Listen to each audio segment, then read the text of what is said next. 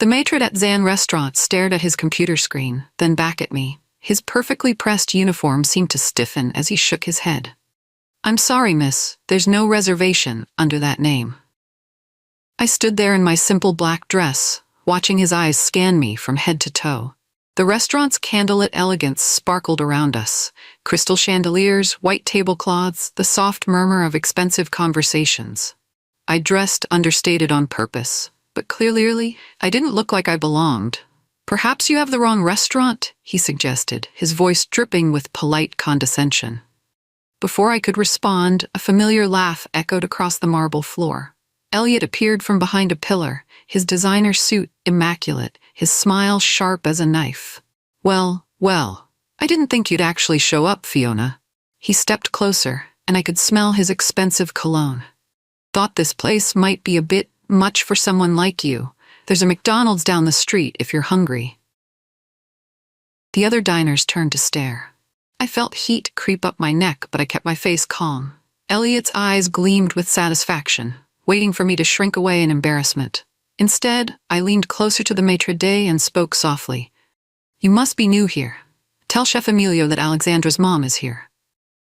Growing up on the south side of Chicago, I learned early that life doesn't hand you anything. I walked home from my part-time job at Murphy's Diner, my apron still stained with grease and coffee. The streets were cracked, the buildings tired, but this was home. My mom left when I was 8. Just packed her bags one Tuesday morning and never came back. Dad tried to drown his sorrows at O'Malley's bar, spending more time with his whiskey than with me. I'd find him passed out on the couch most nights, empty bottles scattered like broken promises.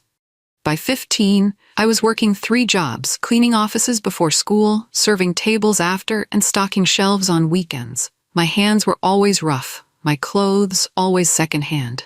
Kids at school whispered about the girl who smelled like cleaning supplies. But I had dreams bigger than this neighborhood. While other teenagers went to parties, I studied by lamplight, calculating how much I needed to save for community college. Every dollar mattered. Every opportunity was precious. Dad died when I was 19, liver failure, the doctor said. I stood alone at his funeral, watching them lower the man who'd taught me what I never wanted to become. The preacher talked about forgiveness, but all I felt was determination. I swore that day I'd never be powerless again. I'd never let anyone look down on me the way this city looked down on my father. My big break came at 22, completely by accident. Mrs. Chen, my elderly neighbor, had died peacefully in her sleep.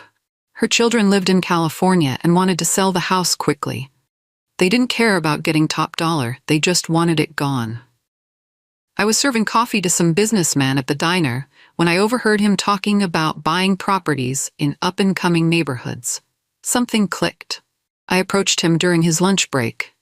"I know a house for sale," I said, my heart pounding. "Good bones, needs work, but the price is right."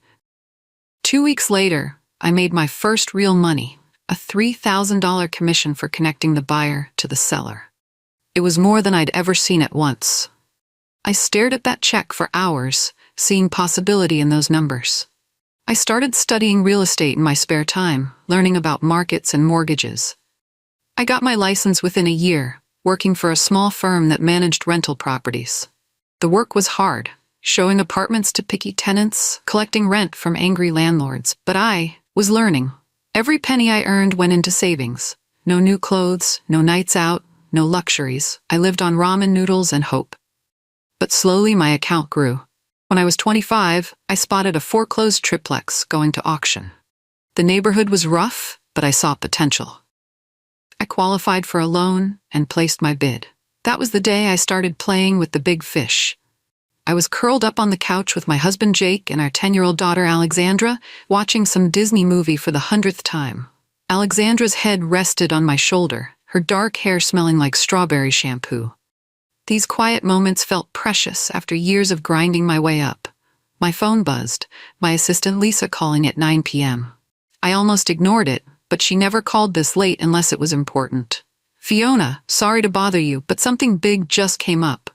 Her voice was excited. "Remember the Skyline South project downtown? One of the major investors just pulled out. Last minute, they're scrambling." I sat up straighter. Skyline South was the city's biggest redevelopment project.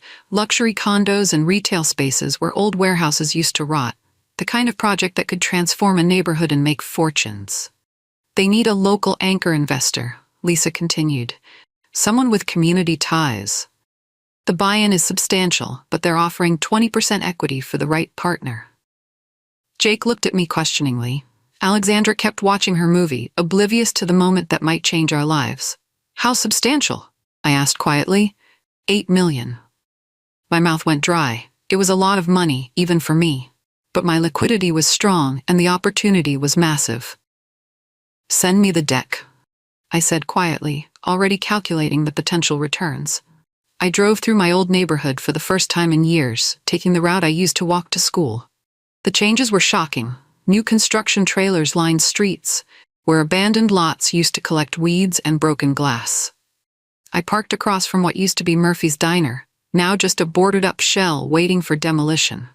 A group of reporters had gathered around some men in expensive suits. I recognized the setup, another press conference about urban renewal. I stayed in my car, windows down, listening. This project represents more than just construction.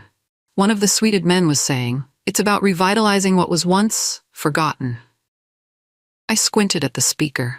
Tall, perfectly groomed, speaking with the kind of confidence that comes from never doubting your place in the world. His accent wasn't local, East Coast, probably Ivy League.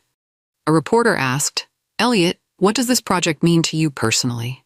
It's about bringing opportunity to communities that need it most, Elliot replied smoothly. Sometimes you have to tear down the old to build something better. I almost laughed out loud. This guy had probably never set foot in this neighborhood before today. He talked about opportunity like he was doing us a favor, not like he was about to make millions off our backs. I pulled out my phone and Googled Elliot Skyline South. Harvard MBA, previous projects in Boston and DC, just another carpetbagger in a $1,000 suit. The temporary site office was a double-wide trailer filled with architectural plans and coffee-stained blueprints. I arrived in dark slacks and a clean white blouse, keeping it professional but understated. No need to show all my cards yet. Elliot was holding court at the conference table, explaining zoning requirements to the other investors. When I walked in, the conversation stopped. All eyes turned to me. The only woman in the room. You must be Fiona, Elliot said, standing up with a puzzled expression. You're the community investor? I smiled and extended my hand. That's right, looking forward to working with everyone. He shook my hand, but his grip was brief, distracted. I have to admit, when they said local anchor, I didn't expect the city to go quite so literal. The other men chuckled. I felt my jaw tighten but kept smiling. We spent the next hour reviewing plans. When Elliot mentioned potential zoning issues with the retail space, I spoke up. Actually, if we adjust the setback requirements on the north side. Let's focus on the big picture first. Elliot cut me off, not even looking in my direction. We can handle the details later. I nodded and made a note in my folder. But I was really making a mental file, one that would come in handy later. The meeting ended with handshakes and promises to reconvene next week.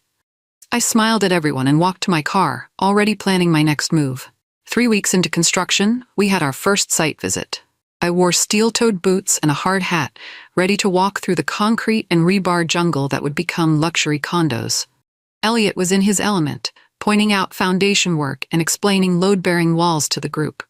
He looked ridiculous in his pristine hard hat and designer jeans that had probably never seen real work. The structural integrity here is crucial, he was saying when he suddenly turned to me. Fiona, you mind getting coffee for everyone? You know the city better than us. The request hit me like a slap. I was an equal investor in this project, and he was asking me to play waitress. The other men shifted uncomfortably, but nobody spoke up. My first instinct was to tell him exactly where he could stick his coffee order, but I caught myself. I thought about the bigger picture, about the game I was playing. Instead, I smiled. Sure. I was just about to get some for myself anyway. I walked to my car, hands shaking with suppressed anger. But by the time I reached the coffee shop, I was calm again. Patient. I had something much better than anger.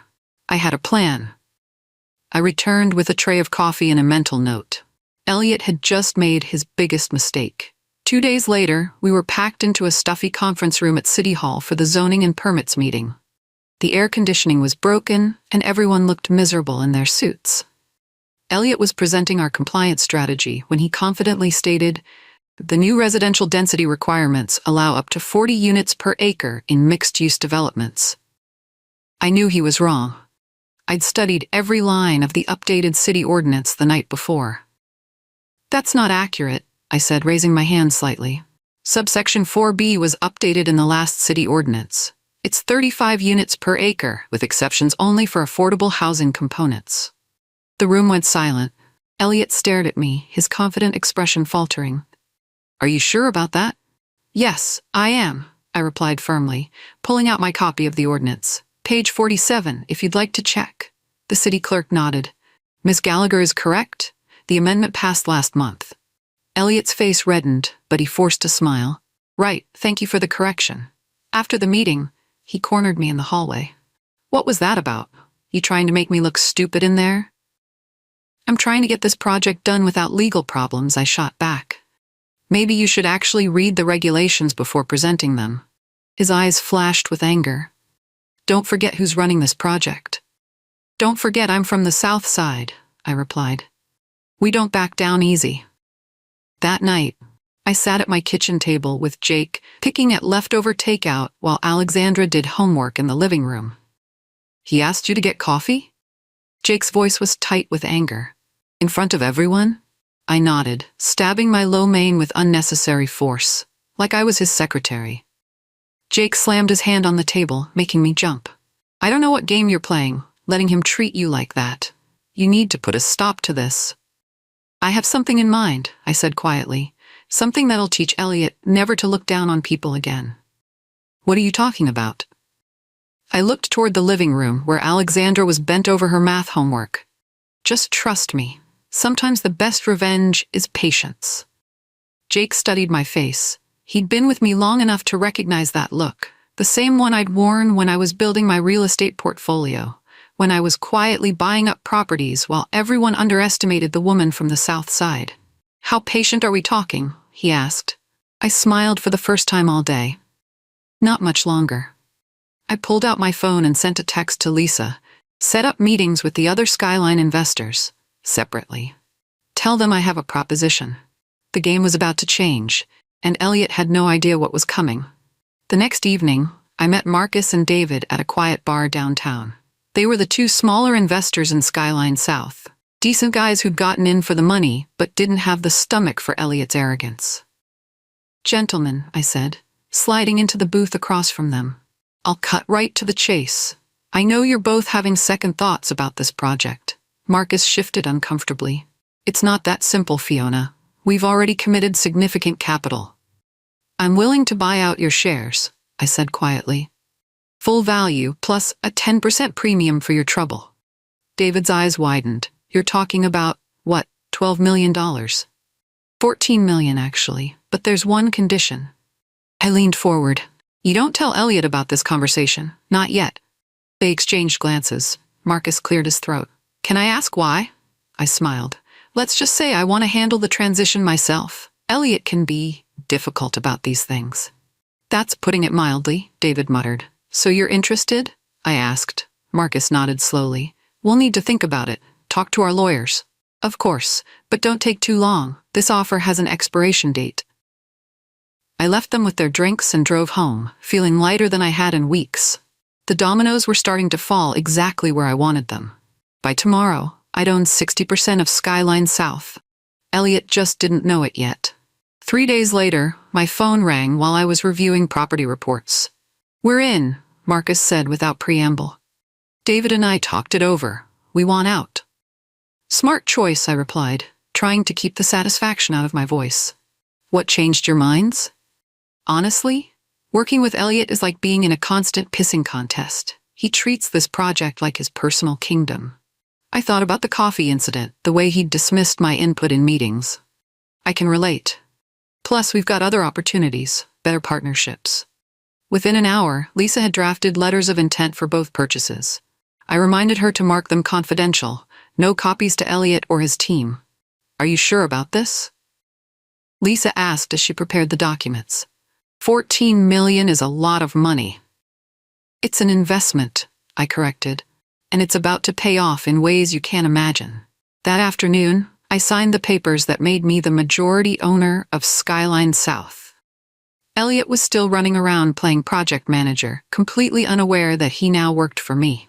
I leaned back in my office chair and smiled.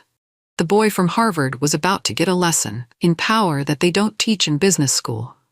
Sometimes the best education comes from the streets. The project was nearing completion when Elliot called an impromptu meeting. We gathered in the trailer, where architectural drawings were finally becoming reality outside the windows. "Gentlemen and lady," Elliot said with a condescending nod in my direction, "it's time to plan our celebration. I'm thinking dinner at Zan, the most exclusive restaurant in the city." The other investors nodded approvingly. Zan was legendary, impossible to get reservations, celebrity chef, the kind of place where meals cost more than most people's rent. "Excellent choice," I said. "We should also book suites at the Fig Hotel for the night. It's right down the street from Zan." Elliot's eyebrows shot up. "The Fig? That's a 5-star property, pretty pricey." "We just completed a $40 million project," I replied smoothly. "I think we can afford it."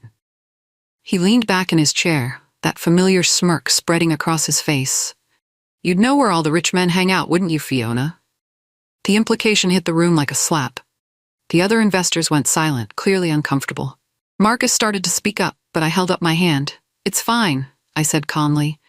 "Elliot's entitled to his opinions." But inside, I was done. Absolutely done. He just crossed a line he couldn't uncross. "I'll handle the reservations," I continued. "Leave everything to me."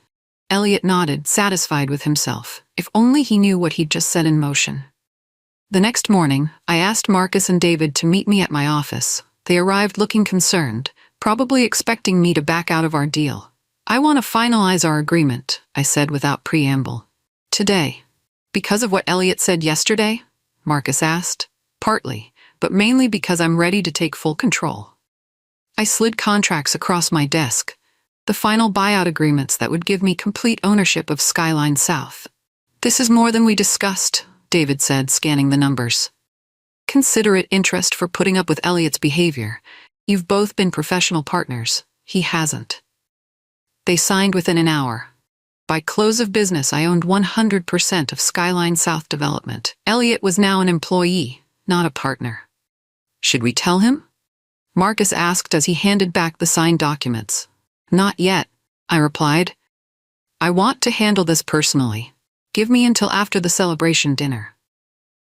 They shook my hand and left, probably relieved to be free of the whole mess. I sat alone in my office, holding the contracts that made me the sole owner of a $40 million project. Tomorrow night at Zan, Elliot would learn what happens when you underestimate a woman from the South Side. I picked up my phone and called my assistant. "Lisa, it's time to make those special reservations." The invitation arrived both digitally and by courier. Thick cream paper with gold embossing announcing the Skyline South celebration weekend. Private rooms at the Fig Hotel, capped with dinner at Zan. I held the physical invitation, admiring the quality.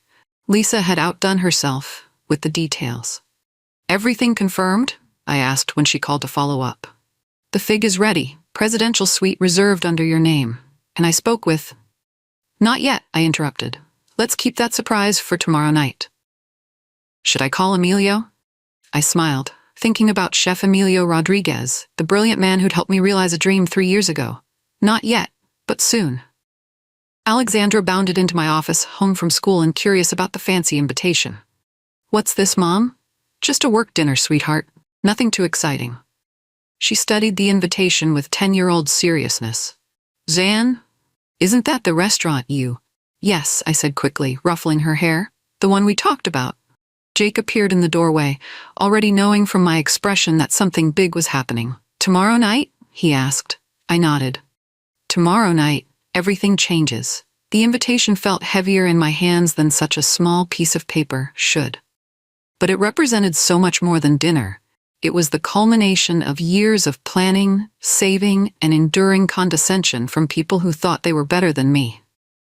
The week before the celebration dinner, I quietly finalized negotiations with the last remaining small investor, a pension fund that held 5% of the project. They were happy to sell, especially at the premium I offered. Any particular reason for the rush? Their representative asked during our phone call. Just simplifying the ownership structure, I replied, makes future decisions easier. The paperwork was completed with minimal fanfare.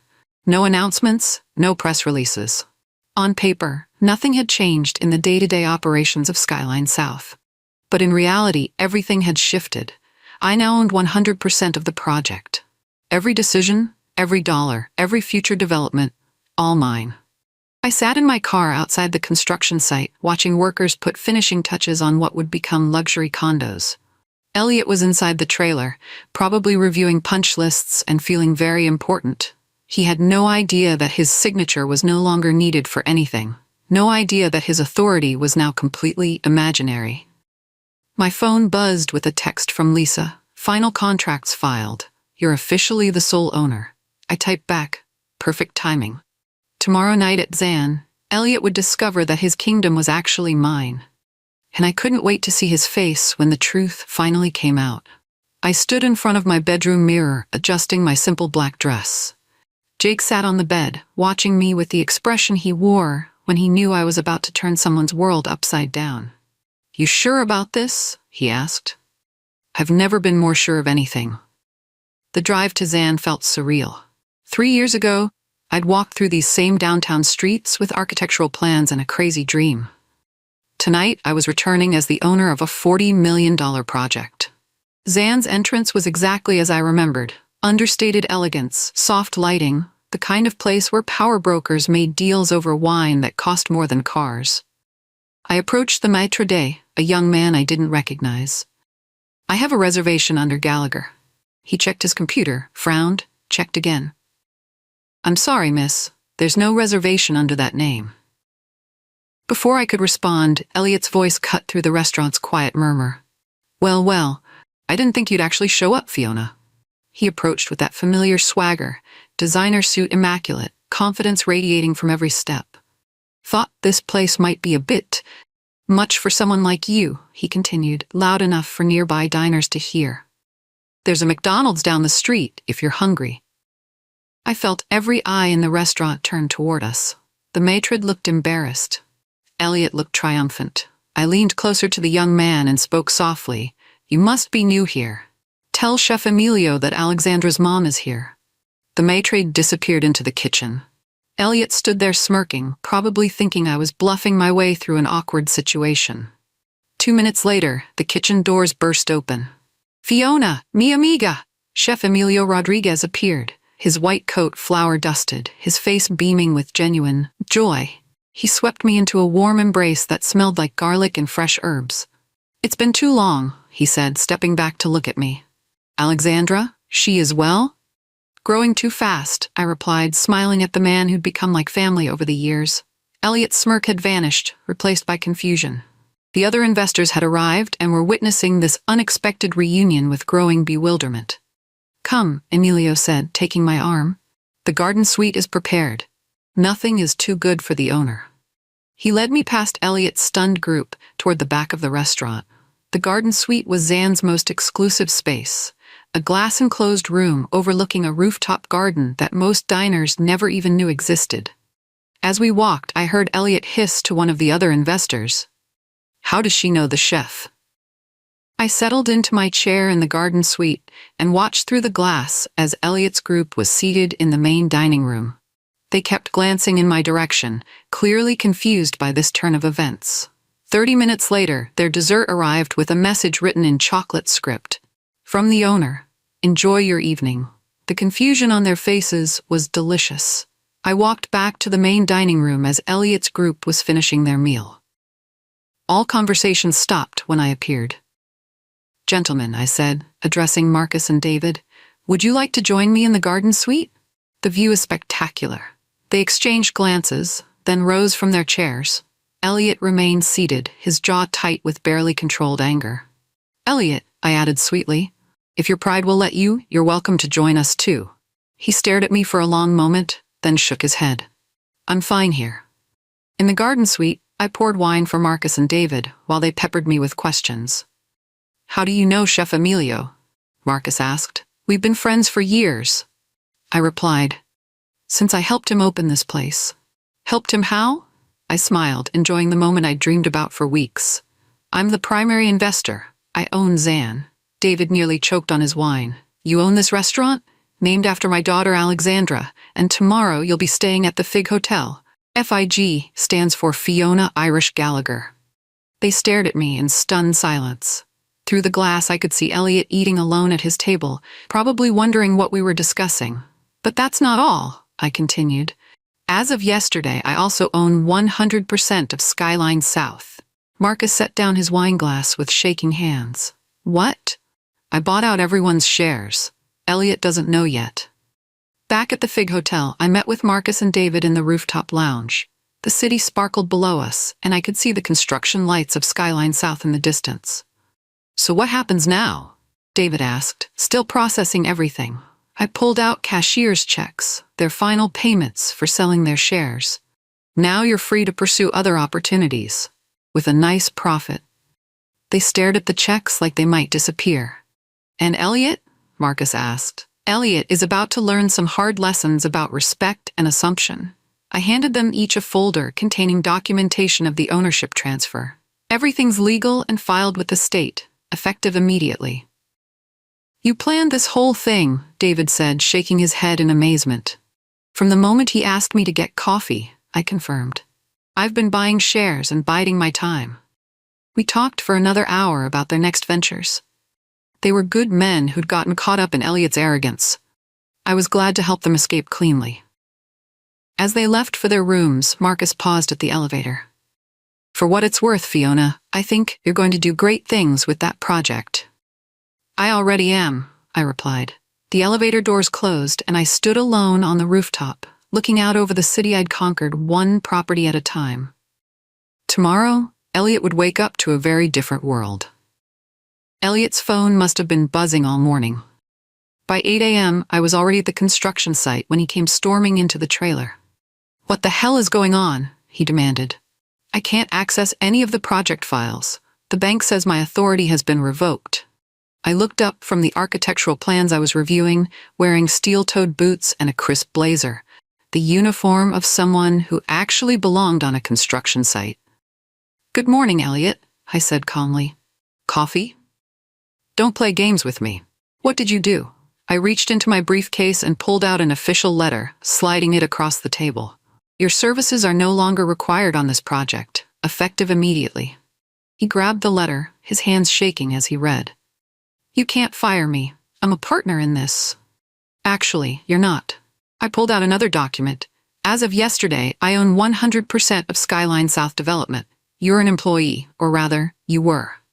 The color drained from his face. "That's impossible. Check with your lawyers if you want. Everything's filed and legal." He stood there, mouth opening and closing like a fish out of water. You planned this." "I'm a good student," I replied. "You taught me a lot about power dynamics. Turns out I'm a quick learner." The investors already sold to me, voluntarily. Apparently, nobody wanted to work with you anymore. Elliot crumpled the letter in his fist, his face red with rage and humiliation. By noon, the press releases were hitting every major business publication. Local investor takes full control of Skyline South after strategic buyouts. My phone hadn't stopped ringing. I gave one interview to the Chicago Tribune, standing on the construction site with the city skyline behind me. "What prompted this consolidation?" the reporter asked. "Sometimes projects need clearer leadership," I replied diplomatically. "This ensures Skyline South will benefit the community it's designed to serve."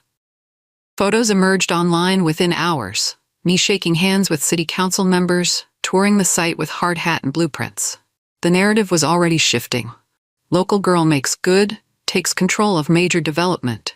Meanwhile, Elliot was making desperate phone calls. I heard from Marcus that he'd tried reaching the original board members, the investors, even the mayor's office. Nobody was returning his calls. His Harvard MBA hadn't prepared him for Chicago politics. But I'd grown up here. I knew which hands to shake, which favors to call in, which relationships mattered. By evening, Elliot's name had been scrubbed from the project website. Security badges deactivated, company credit cards canceled. He'd gone from project leader to persona non grata in less than 12 hours. The kid from Harvard was learning that connections only matter if people actually want to connect with you. 3 months later, I stood in the community center that occupied the ground floor of Skyline South. Families from the neighborhood explored the new space. Kids in the computer lab, teenagers shooting basketball, elderly residents attending an art class. The reporter from Architecture Today looked impressed as we toured the facility. "This wasn't in the original plans," she noted. "No," I agreed. "The original plans focused on profit. I prefer projects that focus on people." We paused in front of a bronze plaque by the entrance. The Patrick Gallagher Community Center, in memory of a man who taught his daughter what she didn't want to become. "Your father?" the reporter asked. I nodded. "He struggled with addiction, never found his purpose, but his struggles taught me to find mine." The center was fully funded by my private donation, $2 million that would provide programming for decades. It was money Elliot would have put into landscaping and fancy lobbies. Through the windows, I could see the luxury condos above, already sold out with a waiting list. The retail spaces were leasing to local businesses alongside national chains. Everything was profitable and purposeful. "Any regrets about how you handled the transition?" the reporter asked. I watched a group of kids from my old elementary school working on computers that would have been impossible dreams when I was their age. "None whatsoever," I replied. 1 year later, I sat in my office reviewing applications for the second phase of Skyline South. The success of the first building had attracted attention from across the Midwest. A knock at my door interrupted my reading. My secretary announced, "There's a journalist here from Forbes. Says she has an appointment." I checked my calendar and smiled. This was the interview I'd been anticipating.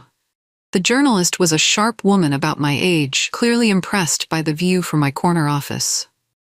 "Miss Gallagher, after everything that's happened, the acquisition, the community response, the national attention, how would you describe your role now?" I stood up and walked to the window. Below, I could see the community center's playground filled with children. Beyond that, construction crews were breaking ground on affordable housing units, the next phase of my vision. "You know," I said, turning back to face her, "there was a time when people tried to ban me from tables I helped build. They thought because I didn't have the right accent or the right pedigree, I didn't belong." I picked up a photo from my desk. Alexandra and Jake at the community center's grand opening, both grinning with pride. "But the truth is, I don't need their table anymore," I continued. "I own the building." The journalist scribbled notes, trying to capture the moment. But some things can't be written down. The satisfaction of proving doubters wrong, the joy of lifting up your community, the power that comes from never forgetting where you started. Outside my window, Chicago stretched toward the horizon, full of possibilities for a girl who'd learned that the best revenge isn't getting even, it's getting everything.